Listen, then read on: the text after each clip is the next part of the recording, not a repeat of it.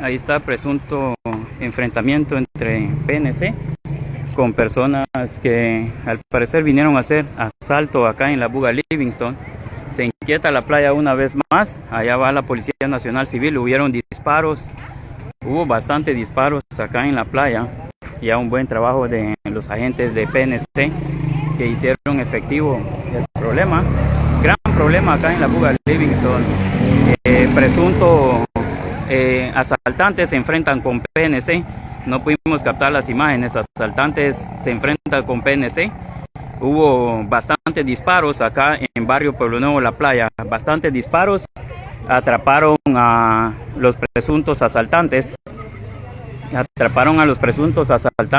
Ignoramos en dónde fueron a asaltar, pero sí, la PNC se los acaba de llevar. Así que fuerte problema acá, pero se logró detener en coordinación con PNC, también en coordinación con Policía Municipal, así mismo con Dicetur.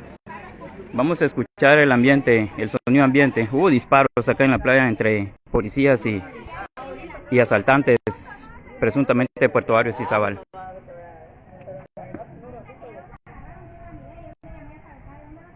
Hubo asalto, al parecer, en una caja rural aquí en Livingston y Izabal. Presuntos asaltantes son de Puerto Barrios, pero fueron detenidos por PNC en un efectivo trabajo realizado en coordinación con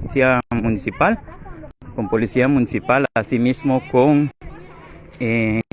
Dicetur y PNC. Así que se los han llevado. Eso ha sido la información. No tuvimos imágenes. Esto ocurrió en barrio Pueblo Nuevo, La Playa. Ya los pobladores están totalmente alarmados. Hubo disparos acá en barrio Pueblo Nuevo, La Playa. Ya efectivos de PNC lograron llevarse a los dos asaltantes. Así que un rápido trabajo de PNC en coordinación con Dicetur y Policía Municipal. Así que fueron atrapados dos presuntos asaltantes que intentaron robarse ya en una caja rural. Ampliaremos información. Se los han llevado en una buena coordinación con los efectivos de PNC. Será hasta en una próxima oportunidad, si Dios así lo permite.